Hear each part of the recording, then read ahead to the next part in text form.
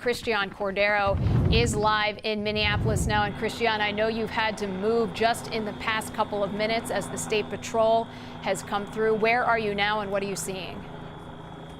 Yeah, Heather, we are really trying to find that delicate balance between showing you what we're seeing and still respecting what the State Patrol is asking, which is to move. We're on Lake Street right now on 31st Avenue, and they are, I believe, pushed up to 29th right now. Every few minutes, and we might get interrupted by it, the National Guard, which is behind State Patrol, you can see them on top of the campers up there, and then maybe about 100 officers from Minnesota right in front are telling people, really demanding that people push back. They march and they say, move forward, and then we hear on the loudspeaker that you are in violation for assembling in an unlawful place right now. They are trying to push people out of this area near the 3rd Precinct. The 3rd Precinct, for reference, is just maybe about, what would you say, about 2-3 blocks west down Lake Street where we are right now. So they're blocking that off. Just about 10 minutes or so ago, we were live.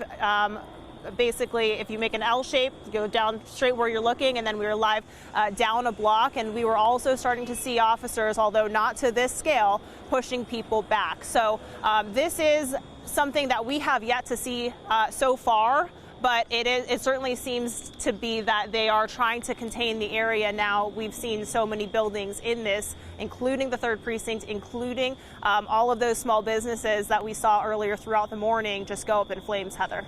Christian, earlier you had mentioned the shift in tone in that area, and now looks like there's a shift in strategy from what we've seen over the past 48 hours. Yeah, that shift in tone was, it was interesting to see kind of unfold, because whenever you see a police line, although not quite something to this extent, I don't think anybody's up there in those officers' faces, but we have seen that throughout the past 48 hours of people getting right up to officers and just sharing their feelings right now, right? So a lot of it has been focused around the justice of everything that's happening with the conversation in George Floyd. But one gentleman earlier this morning lives in this part of town.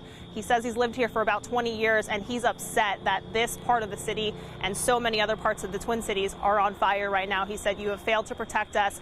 This is my neighborhood. If this was your neighborhood, you would have done something." Of course, Heather, just such raw emotions, and it's never as simple as we can summarize it on TV, but that is what's happening here.